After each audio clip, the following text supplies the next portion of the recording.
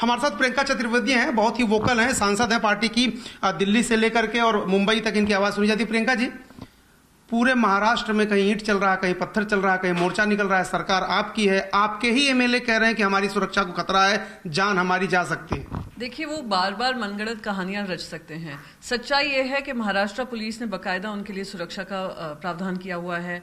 MLAs हैं, elected MLAs हैं, तो उनकी सुरक्षा गारंटीड है। साथ ही साथ उनके परिवारों के लिए भी सुरक्षा दी है। और खुद अब सेंट्रल गवर्नमेंट उसमें आकर उन्होंने सीआरपीएफ लगा दिया है। गवर्नर खुद उनके लिए बोल रहे हैं।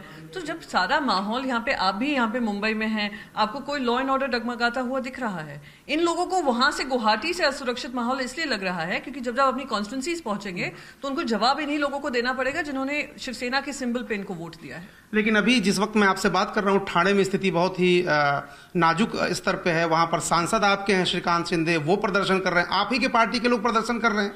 वो कह रहे हैं असली शिवसेना तो हम हैं। श्रीकांत शिंदे जी एकनाथ शिंदे जी के पुत्र हैं, वो एमपी हैं, तो वो अगर कर रहे हैं तो आप समझ सकते हैं किस कारणवश कर रहे होंगे। पर मैं फिर से कहूंगी, पार्टी काडर, जिला प्रदेश के अध्यक्ष हों, उप शाखा प्रमुख हों, सारे ऊपर से लेकर नीचे तक सबने अपना फेथ उद्धव बाला साहेब ठाकरे जी पे थामा है और वही लड़ाई लड़ेंगे। श्रीकांत शिंदे पर कार्रवाई होगी? वो एकनाथ शिंदे के बेटे हैं और वो प्रोटेस्ट कर रहे हैं। वो अगर प्रोटेस्ट कर रहे हैं और कुछ भी एंटी पार्टी एक्टिविटीज करेंगे तो उन पे भी कार्रवाई होगी। जैसे हमने सारे वो एमएलए जो मंत्री पद लेकर बैठे गुवाहाटी में काम कर रहे हैं, तो उनको मंत्री पद से हटाया है। उद्धव साहब ठाकरे से आप मिलती रहती हैं, क्या उनका कॉन्फिडेंस? बहुत सारे आपकी पार्टी के लोग कह रहे हैं कि हिंदुत्व के मामले पर घिर गए हैं, राज ठाकरे अलग मीटिंग कर रहे हैं, इसलिए उनका कॉन्फिडेंस बहुत डगमगाया हुआ है। बिल्कुल भी किसी का भी डगमगाया हुआ नहीं है। हम लोग इतने कॉन्फिडेंस से आपको आकर कह रहे हैं क्योंकि हमें बहुत क्लैरिटी है in terms of leadership, clarity है in terms of legality, technicality, politically हम लोग मजबूत हैं और हमारे सारे आर्ग्यूमेंट्स जो भी दलील हम दे रहे हैं इस कॉन्फिडेंस से दे रहे हैं कि लॉ हमारे तरफ है। कई लोग ये बात कह रहे हैं, संविधान विशेषज्ञ भी कह रहे हैं और पुराने सुप्रीम कोर्ट के निर्णय भी हैं कि फ्लोर ऑफ द हाउस पे ही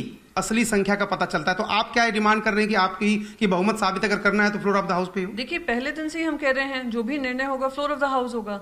आप गुवाहाटी के 5 सितारा होटल से बाहर आइए और मुंबई आकर हम असेंबली तो मूव नहीं कर देंगे उस 5 सितारा होटल में, ना वोटिंग हम वहां पर होने देंगे, आपको यहीं आना होगा। फिर मेरा आखिरी सवाल है कि ये जो धमकी दिया उन्होंने कि 40 लाशें गिर जाएंगी संजय राउत ने, उस पर क्या कहेंगे? ये बिल्कुल तोड़ मोड़ कर पेश किया जा रहा है। उन्होंने वैसे ही जैसे नीतीश कुमार जी ने अंतरात्मा की बात की थी, वही उन्होंने कहा था। क्या उनको आत्मा ये जस्टिफाई करेगी जो इन्होंने किया है?